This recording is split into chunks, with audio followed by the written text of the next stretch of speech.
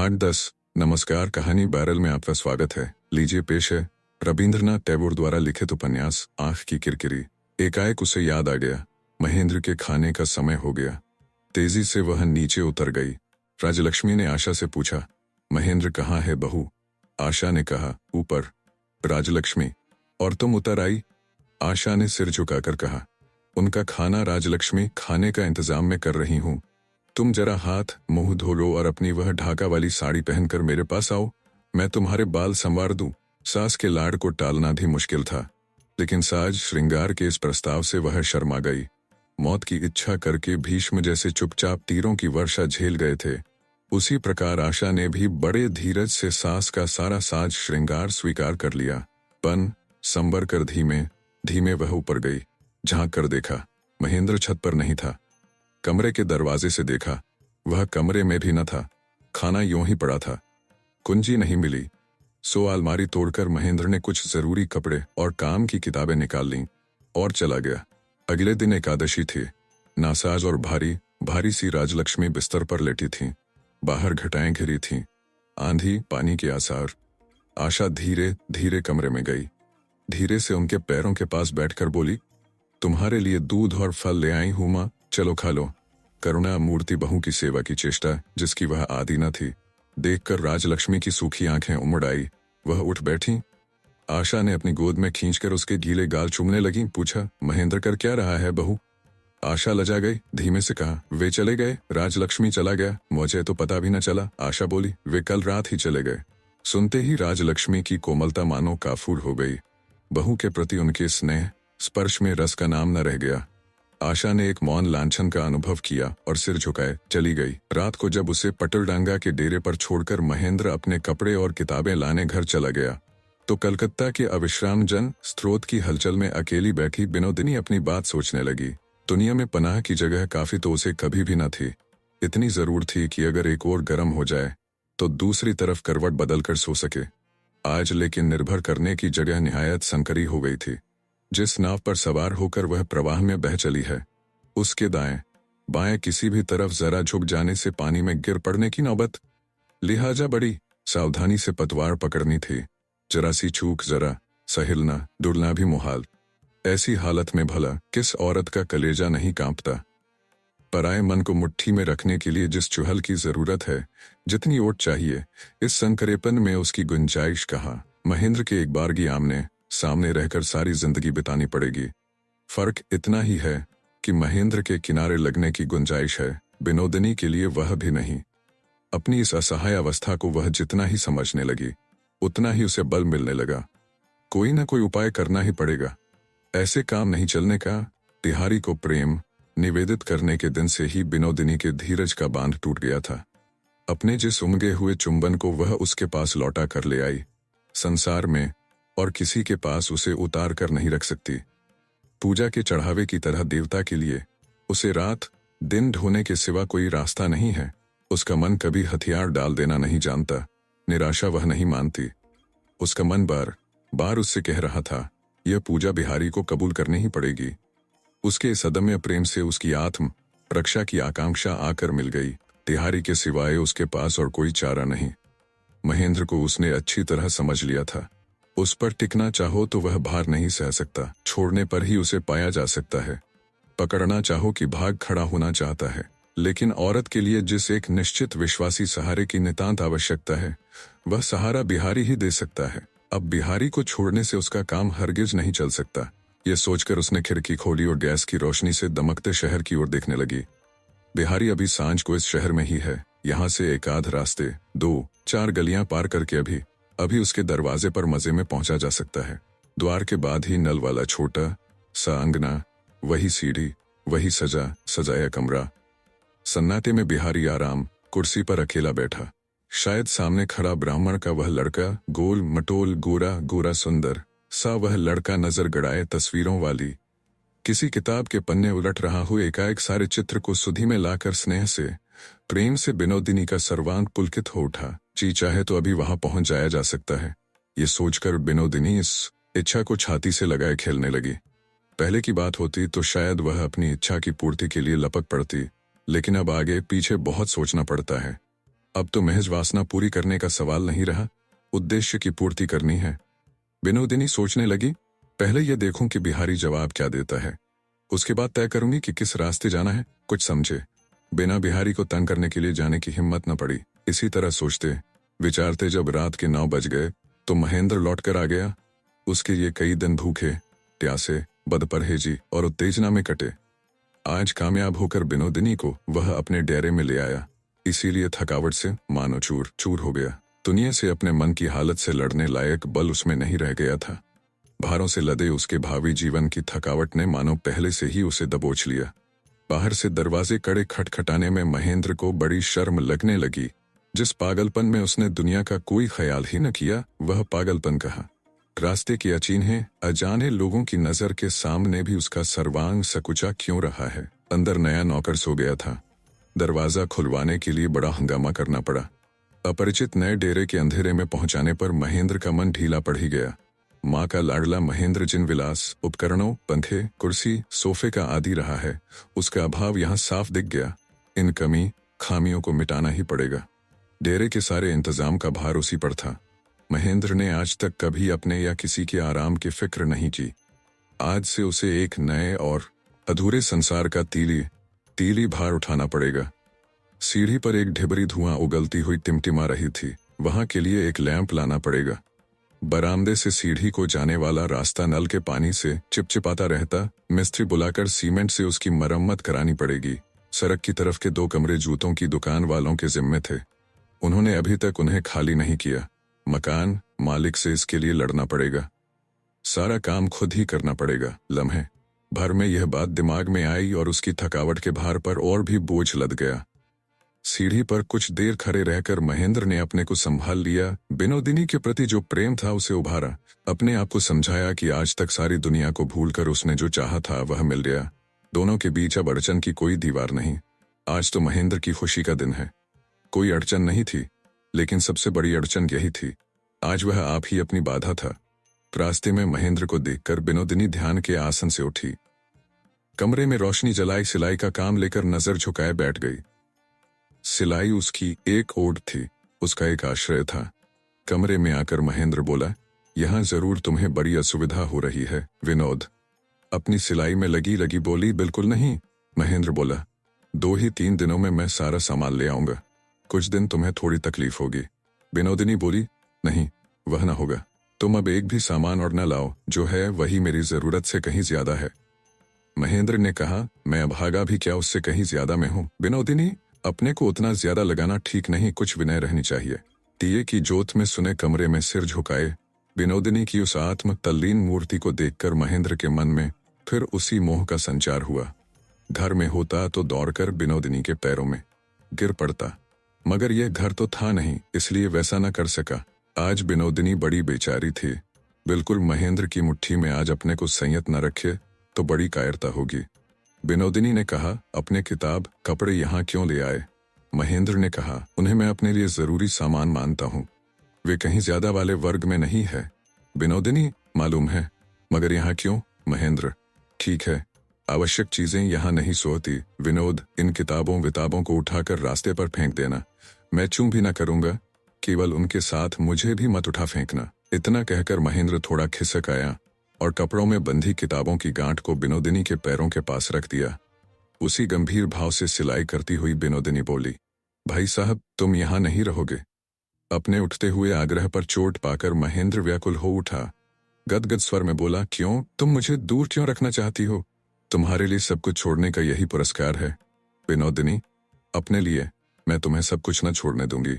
महेंद्र कह उठा, अब वह तुम्हारे हाथ की बात नहीं, सारी दुनिया मेरी चारों तरफ से खिसक पड़ी है, बस एक तुम हो। तुम विनोद, कहते कहते विह्वल होकर महेंद्र लौट पड़ा और विनोदिनी के पैरों को पकड़कर उन्हें बार बार चूमने लगा। पांव छुड़ाकर विनोदिनी उठ खड़ी हुई, बोली, याद नहीं तुमने क्या प्रतिज्ञा की थी? सारी शक्ति लगाकर महेंद्र ने अपने को जब्त किया। कहा, याद है, मैंने शपथ ली थी कि तुम जो चाहोगी वही होगा, मैं कभी कोई एतराज न करूंगा। उस शपथ को मैं रखूंगा। बताओ मुझे क्या करना है? विनोदिनी, तुम अपने घर पर रहोगे। महेंद्र, एक मैं ही क्या तुम्हारी अनिच्छा की वस्तु हूं? विनोद, अगर यही बात है तो तुम मुझे खींच क्यों लाई, जो तुम्हारे भोग की चीज न थी? उसके शिकार की क्या जरूरत पड़ी थी? सच सच बताओ, मैंने स्वेच्छा से तुम्हें पकड़ा दी या तुम्हें जानकर मुझे पकड़ा? मुझसे तुम इस तरह खिलवाड़ करोगी और यह भी मुझे सहना पड़ेगा। फिर भी अपनी शपथ मैं रखूंगा।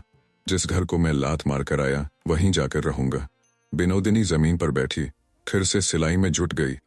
कुछ देर तक उसके मुंह की ओर एकटक देखकर महेंद्र बोल उठा, तेरहम निर्दयी हो तुम विनोद। मैं बड़ा ही अभागा हूं कि मैंने तुम्हें प्यार किया। विनोदिनी से सिलाई में कोई गलती हो गई।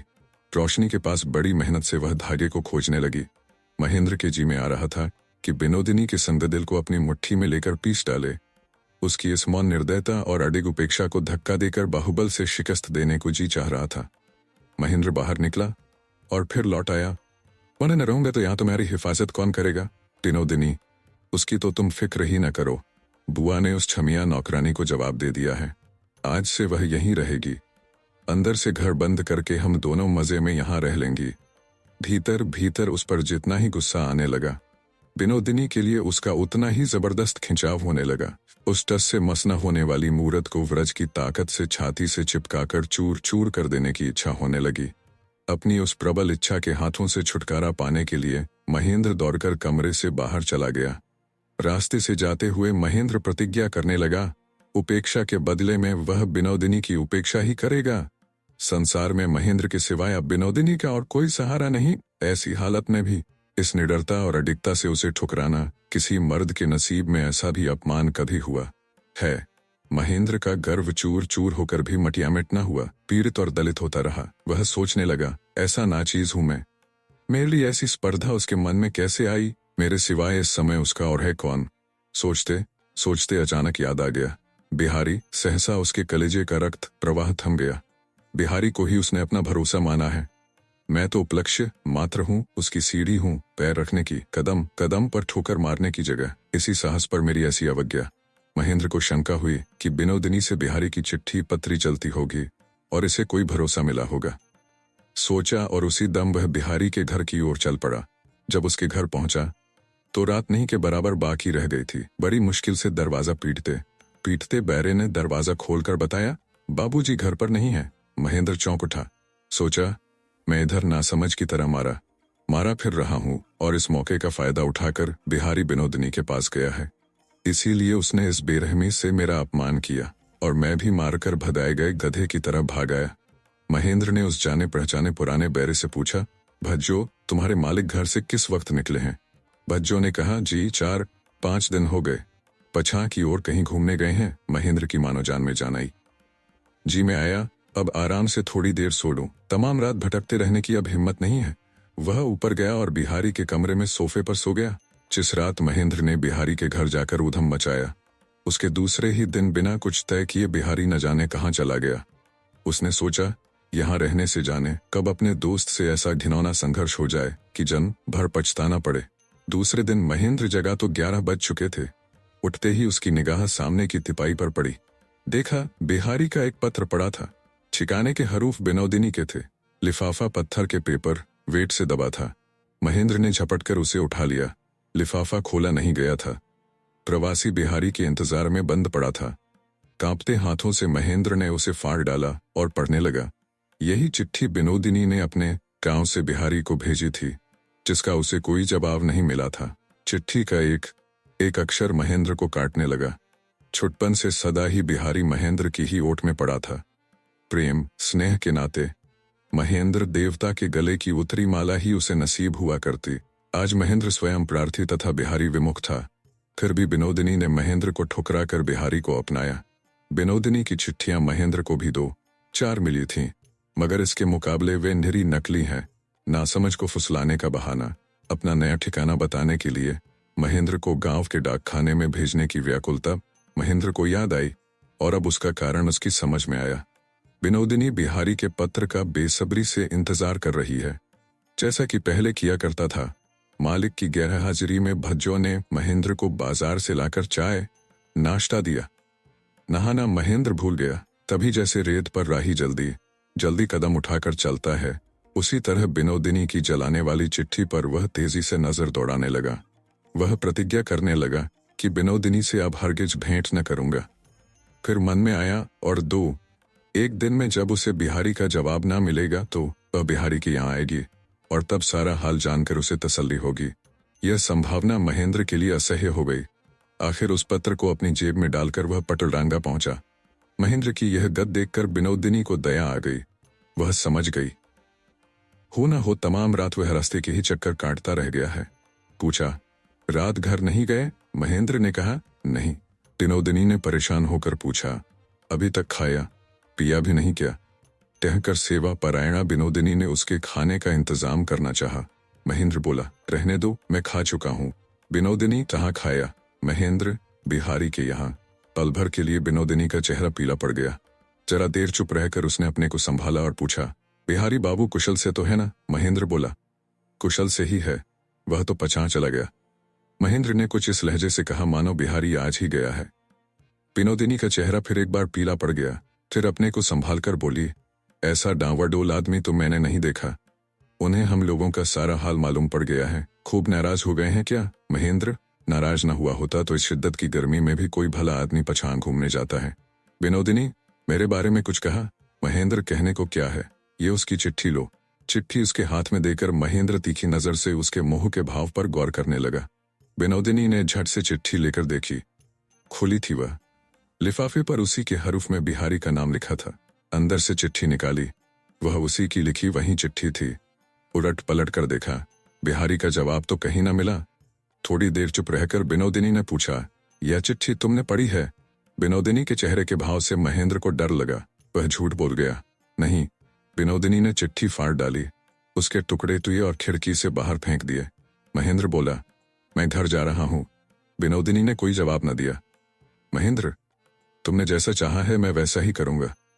7 दिन मैं वहीं रहूंगा। कॉलेज आते समय रोज नौकरानी की मार्फत यहाँ का सारा प्रबंध कर जाया करूंगा। तुमसे भेंट करके तुम्हें आजिज न करूंगा। विनोदिनी महेंद्र की कोई बात सुन भी पाई या नहीं, कौन जाने, मगर उसने कोई जवाब न दिया। खुली खिड़की से बाहर अंधेरे आसमान को ताकती रही। अपनी चीजें उठाकर महेंद्र वहां से निकल पड़ा। सुने कमरे में विनोदिनी बड़ी देर तक काट की मारी सी बैठी रही और अंत में मानो जी जान से अपने को सजग करने के लिए छाती का कपड़ा फाड़कर अपने आप पर बेरहमी से चोट करने लगी। आवाज पाकर नौकरानी दौड़ी आई। दादी जी, क्या कर रही हैं? तू चली जा यहाँ से। दपटकर विनोदिनी ने छमिया को कमरे से बाहर निकाल दिया। उसके बाद जोरों से किवाड़ बंद करके दोनों हाथों से मुट्ठी बांधकर जमीन पर लौट गई तीर खाए जानवर जैसी रोने लगी। अपने को इस तरह विक्षत और शांत बनाकर विनोदिनी रात भर खिड़की के पास नीचे पड़ी रही। सुबह जैसे ही सूरज की किरणें कमरे में आई, विनोदिनी को अचानक ऐसा लगा बिहारी गया नहीं होगा। कहीं उसे चकमा देने के लिए महेंद्र ने यूं ही झूठ कह दिया हो। उसने छमिया को बुलाकर कहा, छम्मी, तू फौरन जरा बिहारी भाई साहब के यहाँ जा, उन लोगों को हाल पूछा। छमिया कोई घंटे भर बाद लौटकर बोली, उनके घर के सारे खिड़की दरवाजे बंद हैं। दरवाजा पीटने पर अंदर से बैरा निकला। बोला, वे घर पर नहीं है, वे घूमने के लिए पछाह गए हैं। विनोदिनी ने संदेह का कोई कारण ही न रहा। महेंद्र रात में ही उठकर चला गया। ये सुनकर राजलक्ष्मी बहू पर बहुत नाराज हुई। उन्होंने समझा बहू की लानत, मलामत से ही वह चला गया। उन्होंने आशा से पूछा, महेंद्र रात चला क्यों गया? आशा ने सिर झुकाकर कहा, मालूम नहीं माँ। राजलक्ष्मी को लगा यह भी रूठने की बात है। आजीजी से कहा, तुम्हें नहीं मालूम तो किसे मालूम होगा? कुछ कहा था उससे? आशा ने सिर्फ नहीं कहा। राजलक्ष्मी को यकीन न आया। ऐसा भी हो सकता है भला? पूछा, कल वह गया कब? सकुचाकर आशा बोली, नहीं जानती। राजलक्ष्मी बहुत बिगड़ उठी। कहा, तुम कुछ भी नहीं जानती, दूध पीती बच्ची हो, सब सयानापन है तुम्हारा। राजलक्ष्मी ने जोर देकर यह भी कह दिया कि आशा के आचरण और स्वभाव की वजह से महेंद्र घर से निकल गया। सिर झुकाकर यह फटकार झेलती हुई आशा अपने कमरे में जाकर रोने लगी। अपने मन में सोचने लगी, पता नहीं क्यों कभी मेरे स्वामी ने मुझे प्यार किया था, और यह भी नहीं जानती कि उसका वह प्यार मैं फिर कैसे पा सकूंगी। जो प्यार करता है उसे कैसे खुश करना चाहिए, हृदय आप ही यह बता देता है। लेकिन जो प्यार नहीं करता, उसके हृदय को कैसे पाया जा सकता है? आशा यह क्या जाने, जो आदमी किसी और को प्यार करता है, उससे सुहाग पाने जैसी शर्मनाक कोशिश वह कैसे करे।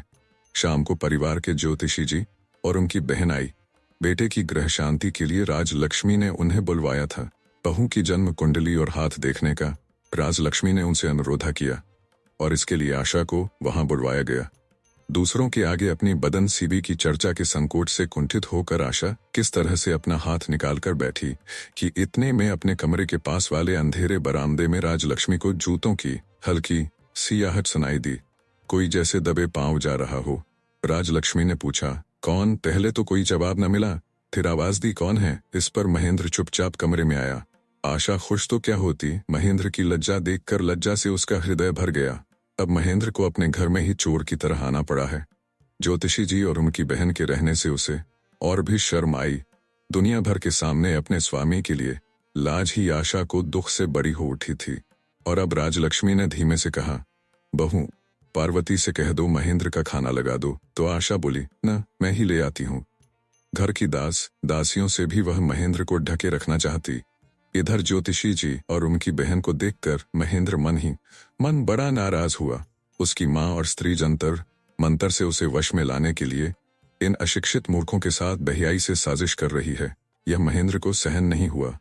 इस पर जब ज्योतिषी जी की बहन ने जरूरत से ज्यादा शहद सने स्वर में पूछा, कुशल तो है बेटे? तो उससे वहां बैठा न गया। उनके कुशल प्रश्न का उत्तर दिए बिना ही बोला, माँ, मैं जरा ऊपर चलता हूँ। माँ ने समझा महेंद्र शायद एकांत में बहू से बात करना चाहता है। बेहद खुश होकर खुद रसोई में गई। जाकर आशा से कहा, जाओ जल्दी से ऊपर जाओ, महेंद्र को शायद कुछ काम है। आशा धड़कते हृदय और सकुचाते कदमों से ऊपर गई। सास के कहने से उसने यह समझा कि महेंद्र ने शायद उसे बुलाया है, लेकिन अचानक ही उससे कमरे में जाते न बना। वह पहले अंधेरे दरवाजे की आड़ से महेंद्र को देखने लगी। महेंद्र बड़े ही सुने मन से फर्श के बिस्तर पर तकिए के सहारे लेटा छत के शहतीर गिन रहा था। वो वही महेंद्र तो था, सारा कुछ वही, मगर कितना परिवर्तन। आशा अंधेरे में खड़ी जितना ही महेंद्र को देखने लगी, उतना ही उसके मन में होने लगा कि महेंद्र भी अभी उसी विनोदिनी के यहाँ से आया है। उसके अंगों में उसी विनोदिनी का स्पर्श है, आंखों में उसी की मूरत, कानों में उसी विनोदिनी की आवाज, मन में उसी विनोदिनी की वासना घुली मिली है। आशा इस महेंद्र को अपनी पवित्र भक्ति कैसे दे, कैसे एक मन से कहे कि आओ मेरे हृदय में विराजो। विनोदिनी का महेंद्र मानो आशा के लिए पराया पुरुष हो। इतने में छत के लोहे लक्कर से महेंद्र की अनमनी नजर सामने की दीवार की तरफ उतरी। उसकी नजर का अनुसरण करते हुए आशा ने देखा, दीवार पर महेंद्र की तस्वीर के पास ही आशा का एक फोटो लटक रहा है। उसकी जी में आया दामन से उसे ढक दे। अभ्यासवश क्यों वह आज तक उसकी नजर में न आया, क्यों अब तक उसने उतार नहीं फेंका। यही सोचकर वह अपने को धिक्कारने लगी। उसे लगा महेंद्र मन ही मन हंस रहा है। अंत में आजिज आए महेंद्र की नजरें दीवार से नीचे उतर आईं। अपनी मूर्खता मिटाने के लिए आशा आजकल सांझ को काम काज और सास की सेवा से फुर्सत पाते ही काफी रात तक पढ़ा करती थी। उसके पढ़ने लिखने की कापी किताबें कमरे में एक तरफ रखी हुई थीं। महेंद्र ने उनमें से एक कापी उठा ली और देखने लगा। आशा की ख्वाहिश होने लगी कि चीखकर उसे छीन लाए। अपने कच्चे हरूफों पर महेंद्र की व्यंग्य दृष्टि की कल्पना करके वह एक पल भर भी और न खड़ी रह सकी। तेजी से नीचे उतर गई। आहट छिपाने की भी चेष्टा न रही। महेंद्र का खाना तैयार था। राजलक्ष्मी सोच रही थी महेंद्र बहू से हंसी दिल्लगी कर रहा होगा, लिहाजा भोजन ले जाकर बीच ही में रुकावट डालने को जी नहीं चाह रहा था। आशा को उतरते देख खाने की जगह पर थाली रखकर उन्होंने महेंद्र को खबर दी। महेंद्र खाने जाने को उठा ही था कि आशा दौड़कर कमरे में गई और दीवार से अपनी तस्वीर उतारकर छत की दीवार से बाहर फेंक दी और अपनी कापी किताबें उठा ले गई। खा पीकर महेंद्र कमरे में आ बैठा। राजलक्ष्मी ने लेकिन बहू को आस पास कहीं नहीं पाया। अंत में रसोई में जाकर देखा आशा उनके लिए दूध उबाल रही थी। कोई जरूरत न थी इसकी, क्योंकि जो नौकरानी रोज दूध उबाला करती थी वह पास ही थी और आशा के इस निरर्थक उत्साह पर ऐतराज कर रही थी। पानी डालकर जितना दूध वह रोज गायब करती थी, आज वह हाथ से जाता रहा। इससे वह अकुला रही थी। राजलक्ष्मी बोली, अरे यहाँ क्यों बहू, ऊपर जाओ। आशा ने ऊपर जाकर सास के कमरे में पनाह ली। बहू के इस व्यवहार से राजलक्ष्मी नाराज हुई। सोचा उस मायाविनी के फंदे से निकलकर महेंद्र घड़ी भर के लिए घर भी आया तो नाराज होकर रूस कर बहू फिर उसे घर से निकालने को तैयार। और विनोदिनी के फंदे में जो महेंद्र पड़ा वह भी तो आशा के ही चलते। मर्द तो गलत राह पर चलने के लिए पांव बढ़ाए ही रहता है। औरत का कर्तव्य है छल बल कौशल से उसे सही रास्ते पर रखे। राजलक्ष्मी ने फटकार बताई, ये तुम्हारा क्या रवैया है बहू? खुशकिस्मती से स्वामी कहीं घर आ गए तो मुंह लटकाएं तुम इस उस कोने में क्यों छिपी फिरती हो? खुद को कसूरवार समझ अंकुश खाए हुए की तरह आशा ऊपर गई और मन को आगा पीछा करने का जरा भी मौका न देकर वह एक सांस में कमरे के अंदर चली गई। 10 बज चुके थे। उस समय महेंद्र बिस्तर के पास खड़ा बेमतलब बड़ी देर से चिंतित सा मच्छरदानी झाड़ रहा था। उसके मन में विनोदिनी के लिए एक तीखा अभिमान हो गया था। वह मन में सोच रहा था कि विनोदिनी ने आखिर मुझे ऐसा खरीदा हुआ गुलाम समझ रखा है कि मुझे आशा के पास भेजते हुए उसके जी में जरा भी आशंका न हुई। कहीं मैं आज से आशा के प्रति अपने कर्तव्य का पालन न करूं तो वह किसके सहारे इस दुनिया में खड़ी होगी। उसने सोचा वह विनोदिनी से अपनी उपेक्षा का बदला जरूर लेगा। आशा ने जैसे ही कमरे में कदम रखा, महेंद्र का अनमना होकर मच्छरदानी झाड़ना बंद हो गया। एक समस्या हुई कि आशा से वह बोलचाल कैसे शुरू करे। बनावटी हंसी हंसकर अचानक जो बात उसकी जबान पर आ गई, महेंद्र वही बोला, मैं देख रहा हूं तुमने भी मेरी तरह पढ़ने में जी लगाया है। यहाँ कापी किताबें पढ़ी देखी थी, कहाँ गई? बात बेसिर पैर की लगी। इतना ही नहीं, उसने आशा पर चोट की। कमवार आशा शिक्षित होने की चेष्टा कर रही है। वह बड़ी ही गोपन बात थी उसकी, और उसका वह संकल्प अगर किसी के हंसी मजाक के अभ्यास से भी गोपन रखने का विषय था तो वह खास तौर से महेंद्र। और उसी महेंद्र ने जब बोल चाल के आरंभ में ही हंसकर वही बात चलाई तो बेरहम बातों की मार खाए कोमल बच्चे के देह सा उसका मन संकुचित और पीड़ित होने लगा। वह कुछ बोली नहीं, मुंह फेर कर तिपाई का किनारा पकड़े खड़ी रही। मुंह से बात निकलते ही महेंद्र ने समझ लिया था कि बात संगत और समय के अनुकूल नहीं हुई, लेकिन ऐसी स्थिति में उपयुक्त बात क्या हो सकती है वह सोच ही न सका। बीच में एक इतना बड़ा विद्रोह हो गया। उसके बाद पहले की तरह कोई सहज बात जंचती नहीं। महेंद्र ने सोचा मसहरी के अंदर दाखिल हो जाऊं तो वहां के एकांत से बात करना शायद सहज हो। यह सोचकर अपनी धोती के छोर से वह फिर मसहरी झाड़ने लगा। नया अभिनेता रंगमंच पर जाने से पहले जैसे अपना पाठ मन ही मन दोहराया करता है, महेंद्र वैसे ही मसहरी के सामने खड़ा अपने वक्तव्य और कर्तव्य की सोचता रहा। इतने में हल्की सी आहट हुई। महेंद्र ने मुड़कर देखा, लेकिन आशा नहीं की। अगले दिन महेंद्र ने माँ से कहा, माँ, पढ़ने लिखने के लिए मुझे कोई एकांत कमरा चाहिए, मैं चाची वाले कमरे में रहूंगा। माँ खुश हो गई। तब तो महेंद्र अब घर में ही रहा करेगा। लगता है बहू से सुलह हो गई। भला अपनी ऐसी अच्छी बहू की सदा उपेक्षा कर सकता है? ऐसी लक्ष्मी को छोड़कर उस मायाविनी डायन के पीछे वह कब तक भूला रह सकता है? माँ ने झट कहा, हर्ष क्या है? रहो उपदकाय में उन्होंने तुरंत कुंजी निकाली, ताला खोला और झाड़ पोंछ की धूम मचा दी। बहू, अरियो बहू कहाँ गई? बड़ी कठिनाई से घर के एक कोने में दुबकी हुई बहू को बरामद किया गया। एक धुली चादर ले आओ, इस कमरे में मेज नहीं है, लगानी पड़ेगी। इस रोशनी से काम नहीं चलेगा, ऊपर से अपना वाला लैंप भिजवा दो। इस तरह दोनों ने मिलकर उस घर के राजाधिराज के लिए अन्नपूर्णा के कमरे में राज सिंहासन तैयार कर दिया। महेंद्र ने सेवा में लगी हुई माँ बहू की तरफ ताका तक नहीं, वहीं किताब लिए जरा भी समय बर्बाद न करके गंभीर होकर पढ़ने बैठ गया। शाम को भोजन के बाद वह फिर बैठा। सोना ऊपर के कमरे में होगा या वहीं, कोई न समझ सका। बड़े जतन से राजलक्ष्मी ने आशा को मूरत की तरह सजाकर कहा, बहू, महेंद्र से पूछ तो आओ, उसका बिस्तर क्या ऊपर लगेगा? इस प्रस्ताव पर आशा का पांव हरगिज ना हिला। वह सिर झुकाए चुपचाप खड़ी रही। नाराज होकर राजलक्ष्मी खरी खोटी सुनाने लगी। बड़े कष्ट से आशा दरवाजे तक गई, पर उससे आगे न बढ़ सकी। दूर से बहू का वह रवैया देखकर राजलक्ष्मी नाराज होकर इशारे से निर्देश करने लगी। मरी सी होकर आशा कमरे में गई। आहट पाकर किताबों से सिर न उठाकर ही महेंद्र ने कहा, मुझे अभी देर है, फिर तड़के से ही उठकर पढ़ना है, मैं यहीं सोऊंगा। शर्म की हद हो गई। आशा महेंद्र को ऊपर सुलाने के लिए थोड़े ही गिराने आई थी। वह निकलते ही खींचकर राजलक्ष्मी ने पूछा, क्यों, क्या हुआ? आशा बोली, अभी पढ़ रहे हैं, वे यहीं सोएंगे। कहकर वह अपने अपमानित शयन कक्ष में चली गई। कहीं उसे चैन नहीं, मानो सब कुछ दोपहर की धरती सा तप उठा है। कुछ रात बीती तो उसके कमरे के दरवाजे पर थपकी पड़ी। बहू बहू, दरवाजा खोलो। आशा ने झटपट दरवाजा खोल दिया। दमे की मरीज राजलक्ष्मी सीढ़ियां चढ़कर तकलीफ से सांस ले रही थीं। कमरे में जाकर वह बिस्तर पर बैठ गईं और वाक शक्ति लौटते ही बोली, तुम्हारी अक्ल की बलिहारी, ऊपर कमरा बंद किए पड़ी हो। यह क्या राग रोश का समय है?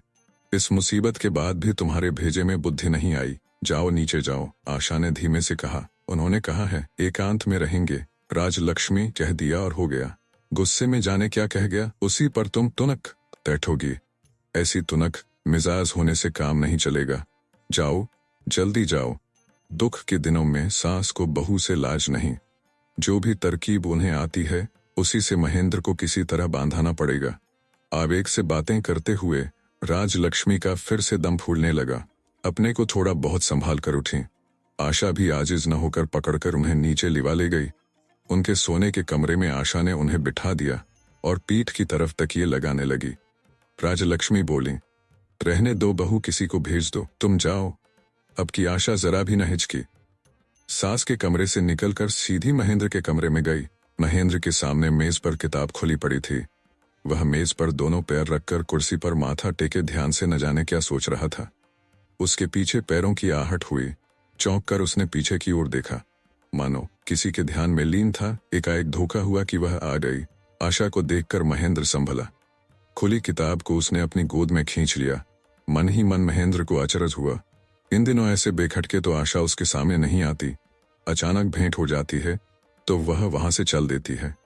आज इतनी रात को वह इस सहज भाव से उसके कमरे में आ गई। ताज्जुब है। किताब से आंखें हटाए बिना ही महेंद्र ने समझा, आज आशा के लौट जाने का लक्षण नहीं। वह महेंद्र के सामने आकर स्थिर भाव से खड़ी हुई। इस पर महेंद्र से मान करते न बना। सिर उठाकर उसने देखा। आशा ने साफ शब्दों में कहा, माँ का दम उखड़ आया है, चलकर एक बार देख लो तो अच्छा हो। महेंद्र, वे हैं कहाँ? आशा अपने सोने के कमरे में है, नींद नहीं आ रही है। महेंद्र, अच्छा चलो उन्हें देख आऊं।